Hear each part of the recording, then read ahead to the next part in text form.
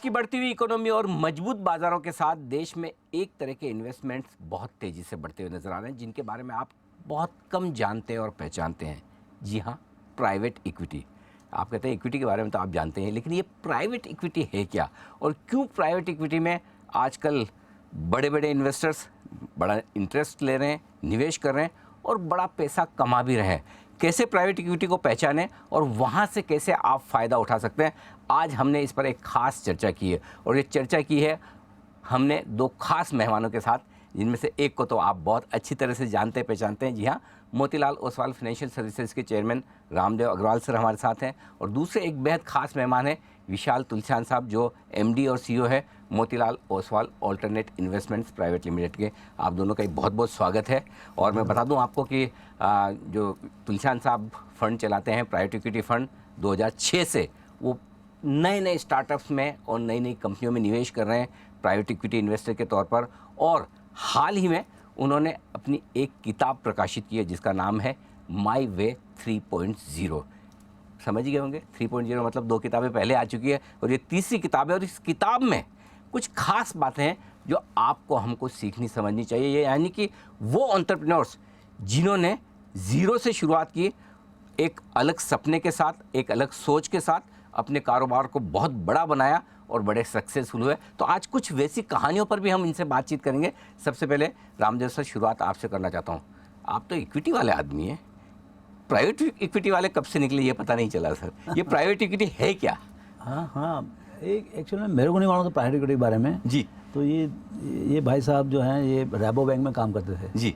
और chartered accountant थे। थोड़ा जो नवीन अग्रवाल उनके डिस्टेंट रिलेटिव हो रहे हैं, तो ऐसे मेरे से मुलाकात करा। जी। तो बोले कि आप तो शेयर खरीदते हो 10, 12, 15, 20 के पी में खरीदते हो। हाँ। लेकिन मैं आपको सिंगल डिजिट पी में शेयर दिलाऊंगा, लेकिन अनलिस्टेड होगा। बोले हमको क्या अंतर पड़ता है, हमको तो शेयर सस्ता चाहिए बस। करेक्ट है ना। हाँ। तो उस चक्कर में मैं इनसे बात करना चालू किया। हाँ। और फिर देन धीरे धीरे रिलेशनशिप डेवलप हुआ। फिर 2006 में हमने बोला कि अभी चलो प्राइवेट इक्विटी चालू करते हैं साथ में मिलके। ये हमारे पास आए और फिर इन्होंने हम लोग मतलब फंड फ्लोट किया, फर्स्ट फंड। और उसमें मतलब फिर वहाँ से प्राइवेट इक्विटी का कल्चर चालू हुआ। तो अब क्या है, दो अंधे बाजार में घूम रहा है, ऐसे वाली बात थी।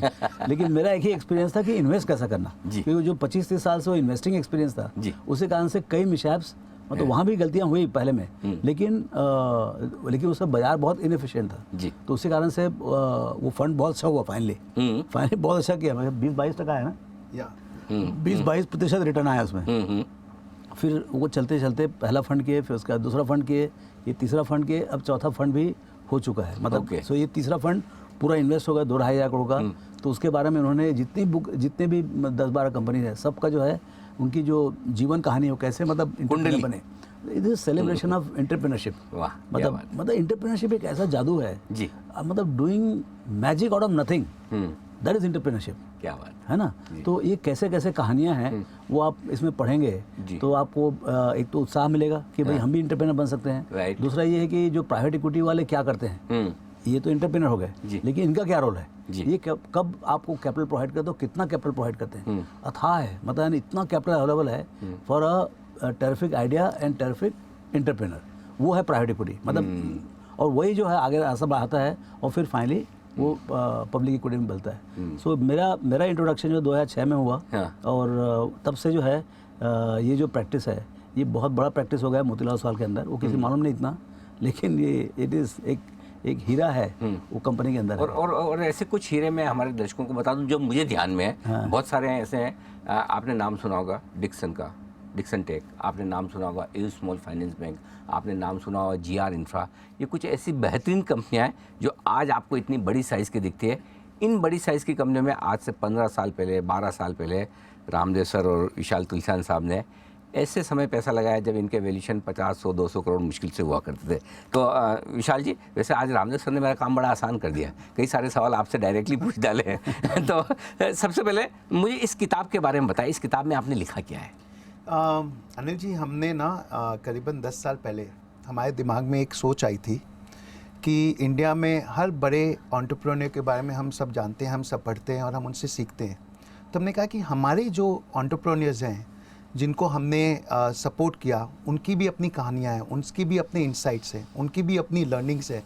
क्यों ना उनकी लर्निंग्स और उनकी इंसाइट्स हम लोगों तक पहुंचाएं कि कैसे इंडिया में एंटरप्रेन्योरशिप के शहरों में नहीं, टियर 2 टियर 3 सिटीज़ में भी निकल के आ रहे हैं। आपने GR इंफ्रा की बात की, वो उदयपुर बेस्ड कंपनी थी।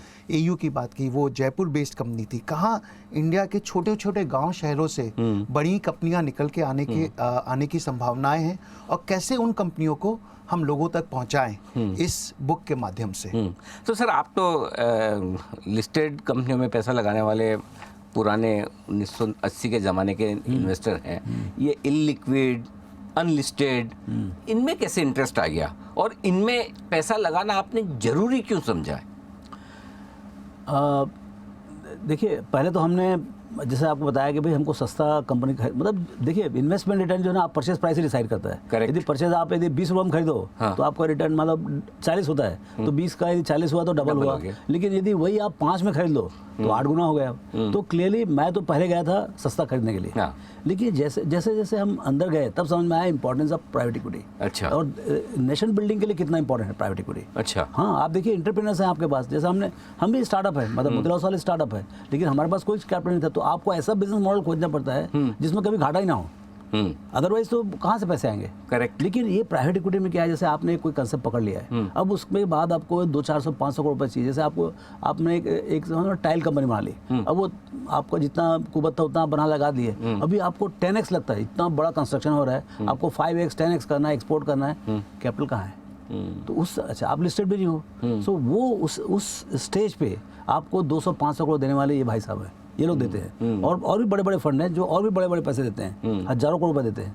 तो वो एक बहुत जरूरी है कि भाई आपको ग्रोथ कैपिटल, एक पर्टिकुलर कंसेप्ट सेट होने के बाद ग्रोथ कैपिटल देने वाली कंपनी फंड जो है वो है प्राइवेट इक्विटी। अब वो उस समय क्या होता है, ये this just before the listing. Private equity क्या है, तो ग्रोथ कैपिटल है और दूसरा लिस्टिंग के पहले है।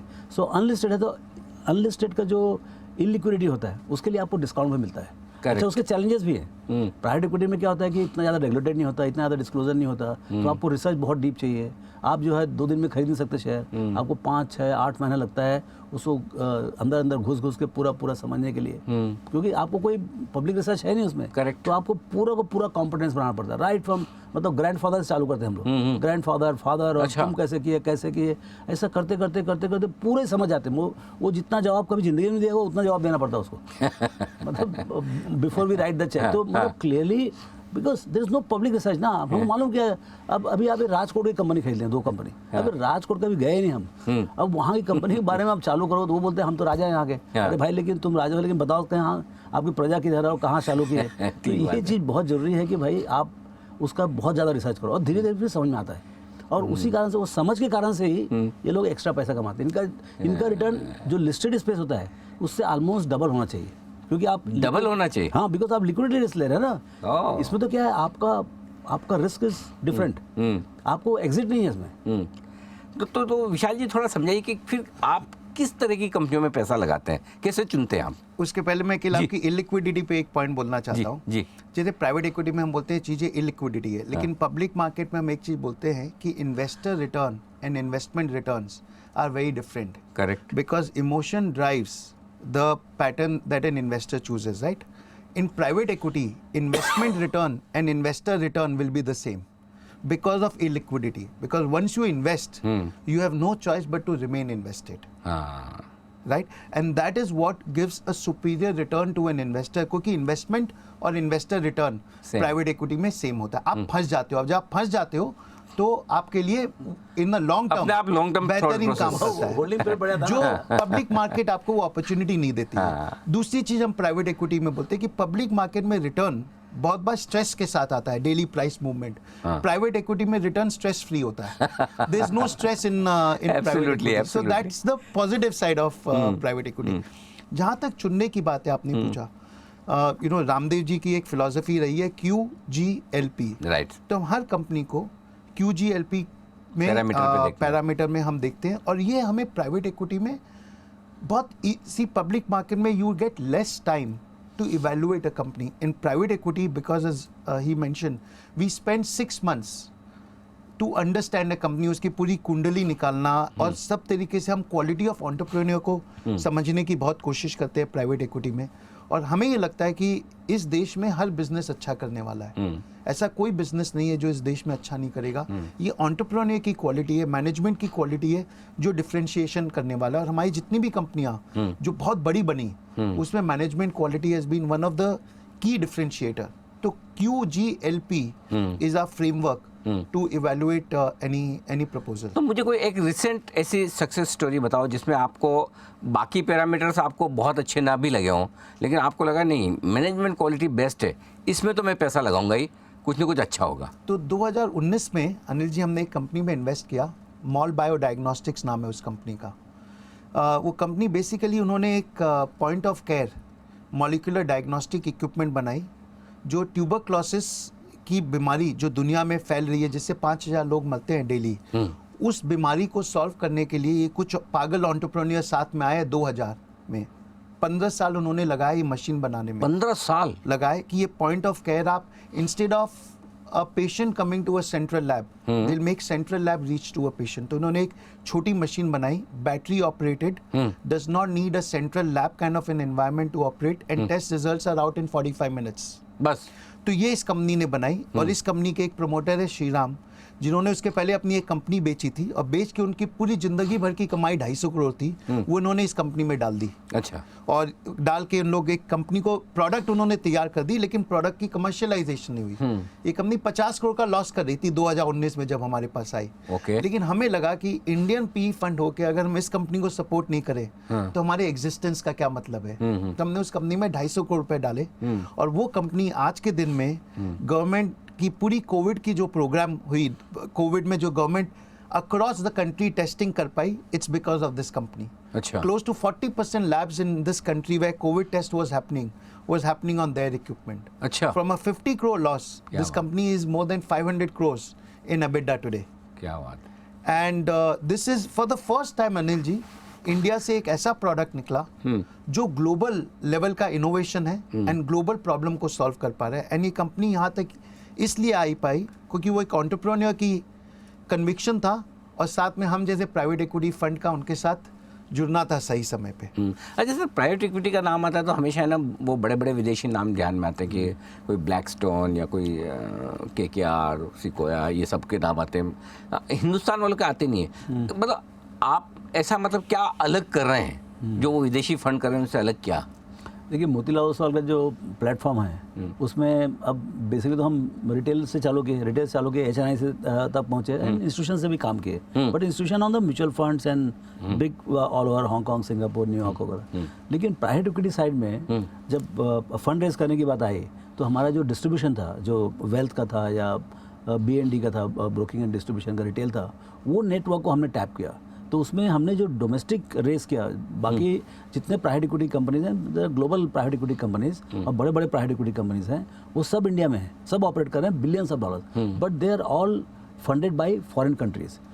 Our fund is 70-80% is funded by domestic HNIs basically. अच्छा। हाँ, तो मतलब हिंदुस्तान के लोग ही हिंदुस्तान की कंपनियों में पैसा लगा रहे हैं। तो वो चीज़ जो है एक अलग है, मतलब जो मतलब अब शायद बाहर वाले भी चाहेंगे यहाँ का, लेकिन चाइनीज एक्सपीरियंस और ऐसा है कि इसमें मतलब देखिए आपकी कंपनीज हैं, जब ये प्रॉस्पर करती हैं तो उसका ओनरशिप यदि कंट्री में रहे तो वो सही होगा ये ना। बड़ी बात है। यदि अर्ली स्टेज में ही आप पूरा एक्सपोर्ट कर दो तो फिर तो मतलब बाद में तो एक तरह से आप एंटरप्रेन्योरशिप एक्सपोर्ट कर रहे हो otherwise. Entrepreneurship ownership is being exported. So नहीं, वो भी जरूरी है, फॉरेन कैपिटल भी बहुत जरूरी है, बिकॉज वो लोग जो जितना रिस्क ले सकते हैं, जितना बड़ा कैपिटल ला सकते हैं, शायद हम ना कर सकें अभी, हम अर्ली स्टेज में, लेकिन importance of domestic capital is very high, क्योंकि हम जिस तरीके से उस कंपनी को समझ सकते हैं वो उस तरीके से शायद बाहर वाले उस ढंग से ना देखे। ये जो मॉल बायो की जो बात की है, we were the only bidders. अच्छा। ग्लोबल ग्लोबल इनोवेशन था, मेरे को समझ में आता कि या तो हम एकदम गलत हैं और मतलब दूसरे क्यों देख नहीं रहे हैं इसको। तो इस टाइप का जो हमको जो समझ है जो इंडियन एंटरप्रेन्योर की, वो बाहर वालों को थोड़ा कम रहेगा। हाँ, और दूसरा क्या, आपका जो बैकिंग है, जो डोमेस्टिक मनी का जो बैकिंग है, उसका भी पावर अलग है, वो भी प्रपोजल्स लेके आते हैं। सो मेरे ख्याल से ये बहुत बड़ा अपॉर्चुनिटी है for investors also, HNIs also, to do the changes in their mix 5-10% 2.5%, 5%, 7% private equity में डालना चाहिए, क्योंकि प्राइवेट इक्विटी में आपको पैसे मिलेंगे 10 से 12 साल के बाद। आज के आज अच्छा, इन्वेस्टमेंट होराइजन आपका 10-12 साल का होना चाहिए। अभी तो फंड ऐसे 10 से 12 साल के बीच बीच में पैसे आते रहेंगे, जैसे बिकेगा थोड़े कंपनी, आएंगे, हाँ। लेकिन फिर भी आप समझो कि 10 साल के बाद ही आएंगे पूरे पैसे। विशाल जी देखिए, आमतौर पर अभी तक का हमारे यहाँ जो सिस्टम है स्टार्टअप वाला में, या किसी के पास कोई बढ़िया IIM या IIT करके निकला है बंदा और वो एंटरप्रेन्योर बनना चाहता है, वो सोचते चलो यार सिलिकॉन वैली चलते हैं, अमेरिका चलते हैं, वहाँ पे स्टार्टअप्स के लिए माहौल भी अच्छा है, पैसे भी मिल जाते हैं, करेक्ट। क्या कुछ ऐसे एग्जाम्पल्स आपके पास हैं इन्वेस्टमेंट्स के लिहाज से जहाँ पे आपको लगता हो कि नहीं तो ये लोग अगर इनको यहाँ पैसे नहीं मिलते तो वहाँ पहुँच जाते हैं, वो लोगों को यहाँ प्राइवेट इक्विटी के माध्यम से आपने पैसे दिए हैं, उन कंपनियों ने कुछ बड़ा करके दिखाया, वो समझाएं हमें जरा।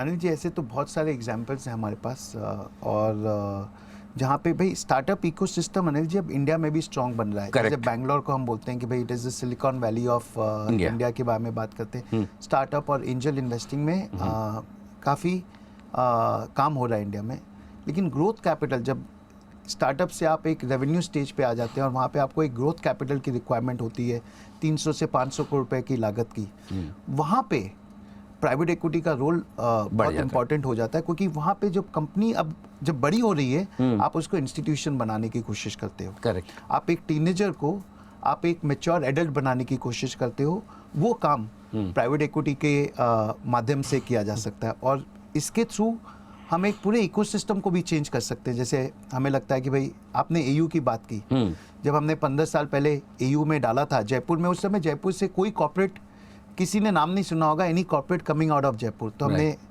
संजय अग्रवाल में हमें लगा कि एक एंटरप्रेन्योर है जो एक विजन रखता है, जो मेहनत करने की सोच है और सही तरीके से एक बैंक बनाना चाहता है, तो हमने उसे सपोर्ट किया और उसके माध्यम से हम जयपुर में और बहुत एंटरप्रेन्योर से मिले। और आज अगर आप देखो तो Jaipur has become the fulcrum of finance companies in India. AU के बाद आज 10 से 15 फाइनेंस कंपनीज आपके जयपुर जैसे शहर से उठ के आए, और एक शहर का वातावरण चेंज हो गया है वो एक इन्वेस्टमेंट और एक कंपनी के माध्यम से। तो काफ़ी लोगों को मौका मिल जाता है, इकोसिस्टम बन जाता है, एकदम माहौल बन जाता है। इसलिए हमें ये प्रोडक्ट यहाँ पे बहुत सक्सेसफुल बनाने की जरूरत है। जैसे रामदेव जी ने बात की डोमेस्टिक पूल ऑफ कैपिटल, हमें आत्मनिर्भरता लानी पड़ेगी प्राइवेट इक्विटी फंड रेजिंग में भी, कि आज से जब इंडिया $10 ट्रिलियन की इकोनॉमी बने और उस समय $1 ट्रिलियन का प्राइवेट इक्विटी का कैपिटल पूल हो, 30% उसका हमें डोमेस्टिक कैपिटल से लाने की ज़रूरत है, तब हम एक आत्मनिर्भरता की तरफ अग्रसर हो सकते हैं। और ऐसी कुछ कंपनियां हैं जो वाकई में हिंदुस्तान को आत्मनिर्भर बनाने की तरफ कोशिश कर रही है, क्योंकि अभी सरकार का बड़ा फोकस है मैन्युफैक्चरिंग पर, आत्मनिर्भर भारत पर, तो ऐसी कंपनियों में कुछ बड़ा बनने के पोटेंशियल आपने देखे हैं? तो हमारी एक कंपनी थी डिक्सन टेक्नोलॉजीज, हमने 2007 में अनिल जी 2007-8 में मैं और रामदेव जी सोचे, तो उस समय इंडिया का current account deficit was equivalent to amount of electronics that India was importing. तो हमें लगा इलेक्ट्रॉनिक्स मैन्युफैक्चरिंग तो इंडिया में होना चाहिए, तो हमें ये कंपनी दिखी डिक्सन टेक्नोलॉजीज, जिसमें हमने पैसे डाले, और हमें लगा कि एक वक्त आएगा जब इंडिया रियलाइज़ करेगी कि हाँ हमें मैन्युफैक्चरिंग करना है। और मोदी जी आए और 2014 के बाद आज वो company one of the leading electronics manufacturer है इंडिया में। फिर हम नेक्स्ट स्टेप पे गए, हमने कहा अब इंडिया को एक्सपोर्ट हब बनाना है इलेक्ट्रॉनिक्स के लिए, तो एक कंपनी है VVDN टेक्नोलॉजीज, जिसके बारे में आप ये तीसरी किताब में पढ़ोगे कि कैसे 4 पागल यंगस्टर्स जो US में काम करते थे सिलिकॉन वैली में, और कहाँ उन्होंने सोचा कि क्यों ना हम इंडिया में वर्ल्ड के लिए मैन्युफैक्चरिंग करें। तो 15 साल पहले इंडिया आए चारों जन, 15 साल पहले, और उन्होंने बोला कि भाई software design to hardware design to manufacturing, combination of India, Taiwan and China, ये तीनों का कॉम्बिनेशन क्या हम इंडिया में ला सकते हैं क्या। तो इन्होंने एक कंपनी बनाई जो software design to manufacturing of electronic products India में करती है फॉर वर्ल्ड एट लार्ज। तो ऐसी और कंपनियां, ये तो एक एग्जाम्पल है, बट ऐसी और कंपनियों को हमें बैक करना चाहिए, तभी हम इंडिया को और स्ट्रॉन्ग बना सकते हैं as a manufacturing power house. और सर एक चीज़ और, जैसे जिस ज़माने में आपने करियर की शुरुआत की होगी, उस समय पैसा मिलना आसान था भी नहीं, था ही नहीं कुछ। हाँ, तो मतलब क्या आज की तारीख में वो माहौल बदल गया और लोगों के लिए एंटरप्रेन्योर बनना भी आसान है, और लोगों के लिए जो इन्वेस्टर हैं क्या उनके लिए एंटरप्रेन्योर्स में, नए बिजनेस में पैसा लगाना भी आसान है? देखिए, एंटरप्रेन्योरशिप यदि आपके पास आइडिया है, कोई ज़बरदस्त आइडिया और आप पैशनेट हो उसके बारे में, तो आपको कोई ना कोई बैकर मिल जाएगा। जो उस समय 87, 88 में नहीं था। आज आपको 5-10 करोड़ रुपये चाहिए, आपका क्वालिफिकेशन है, आप यदि कन्विंस कर सको, पिच बुक बना सको, आपको मिल जाएगा पैसा। और उसके बाद फिर एक पहला स्टेज होगा, 5-10 करोड़ रुपये मिल गया आपको, सीड कैपिटल मिल गया। उसके बाद आपका होता है जब आपको ग्रोथ कैपिटल, भाई आपने 100 करोड़ का टर्नओवर कर लिया, 5-10 करोड़ का नफा होगा, अब आपको 1000, 2000, 5000 करोड़ टर्नओवर करना है। उसके लिए फिर कैपिटल चाहिए। वो कैपिटल विशाल और ये लोग सब देते हैं। सो वो चीज़ जो है ना, that was completely missing piece. वो था ही नहीं। मतलब आप बैंक के पास जाओ, आप अपना घर गिरवी रखो तो वो आपको 25-50 करोड़ देंगे। फिर इन्वेंट्री, मतलब कोलेटराइज लैंडिंग होता था पूरा का पूरा। करेक्ट। तो अब जो है मतलब इक्विटी आ जाने से फिर उस बैंक भी खड़े हैं। फिर आप 500 करोड़ रुपये दे दिए इक्विटी, तो आपको 500-700 करोड़ का आपको बैंक से भी लोन मिल जाएगा। तो आपका काम पूरा बन गया। Then you can expand by 3x 4x। जैसे ही 3-4x हुआ, फिर उसके बाद public market is ready to welcome you, you know, for वहाँ से 3x से 30x करने के लिए फिर पब्लिक मार्केट रेडी है। सो ऐसा हर स्टेज में एंटरप्रेन्योरशिप का hand holding is very important. Seed stage, growth stage, and then public issue stage, and then you are in the, क्योंकि बीच में क्या लोगों की मोर्टलिटी बहुत होती है। सी, आप पब्लिक मार्केट में कंपनी को डुबा नहीं सकते आप। हम प्राइवेट इक्विटी में डूबता ही डूबता है। अच्छा। हाँ, 12 कंपनी करेंगे, उसमें 1-2 कंपनी डूब जाती है, मतलब लिटरली नहीं पैसा गलत हो जाता है। तो वो तो होने ही वाला है। वो सब लॉसेज जो है ना, ये लोग लेते हैं। बट टू कंपनसेट दैट, जो सक्सेसफुल कंपनी होती है वो बहुत कुछ करती है। 10, 20, 25, 50 गुना भी हो सकती है।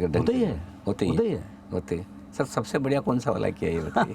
सबसे बढ़िया तो कहानी तो मतलब देखिए, एक जो हमारे पोर्टफोलियो में रहते हुए बना वो था एयू। लेकिन कई कंपनी जो है जो हमने बेच दी, जैसे मतलब ये डिक्सन जो है, डिक्सन हमने डिक्सन है, मिंडा है। सो डिक्सन हमने खरीदी थी 150-200 करोड़ रुपए में। अब वो हमने बेची 2000 करोड़ में, और भाव हो गया 25-30 हज़ार करोड़। ओह, अब पता ही नहीं है कि खुशी मनाएं कि दुख करें। नहीं, खुशी मनाओ, जो भी है, जो मिला वो उसमें खुशी। मैंने जब ये जो 3 कंपनियों का नाम लिया, डिक्सन, एयू और मिंडा, ये तीनों कंपनियों का कंबाइंड वैल्यूएशन जब हमने इनमें पैसा डाला वाज अंडर 500 करोड़। तीनों मिला के आज ये तीनों मिला के 90,000 करोड़ है, और शायद आने वाले 10 सालों में ये 4 लाख करोड़ की भी कंपनियां बन सकती है। अच्छा विशाल जी, इसमें एक सवाल पूछना, जाहिर सी बात है आप पैसा लगाते हैं इन कंपनी में, तो कुछ इन्वेस्टर से लेकर लगाते हैं। एक आम इन्वेस्टर मेरी तरह का कोई है, उसको प्राइवेट इक्विटी के जरिए पैसा लगाना है, तो क्या तरीका है? तो फंड्स हैं, मतलब जैसे हम मोतीलाल ओसवाल है और हमारे जैसे और बहुत सारे फंड्स हैं, और बहुत सारे फंड्स आएंगे। तो उनमें फंड मैनेजर को देखें, उनके कन्विक्शन को देखें, उनका ट्रैक रिकॉर्ड देखें इंडिविजुअल का, उनका खुद का स्किन इन द गेम कितना है। जैसे हम कोशिश करते हैं कि 15 से 20% हर फंड का फर्म और टीम लगाए, ताकि significant skin in the game रहे। तो ये देखने की जरूरत है किस हिसाब से वो कंपनियों के बारे में सोचते हैं, इन्वेस्टमेंट के बारे में सोचते हैं, वो देखें। और फिर कोई मिनिमम इन्वेस्टमेंट्स भी, मिनिमम टिकट साइज जैसे सेबी प्रेस्क्राइब कर रखे हैं 1 crore, but you know some people keep it 5 crore, some people keep it 3, but 1 crore is a prescribe limit from SEBI. तो मिनिमम उतना तो चाहिए। हाँ, लेकिन यही है कि जब आपके पास अच्छा खासा पैसा हो, लॉन्ग टर्म विजन तो फिर ये एक रूट है जो बढ़िया रेट बना कर दे। बहुत ही सही तरीका है देश को स्ट्रांग बनाने का। बिना प्राइवेट इक्विटी कैपिटल के, अनिल जी, शायद हम इकोनॉमिक पावर हाउस नहीं बन पाए। बिल्कुल ठीक बात है।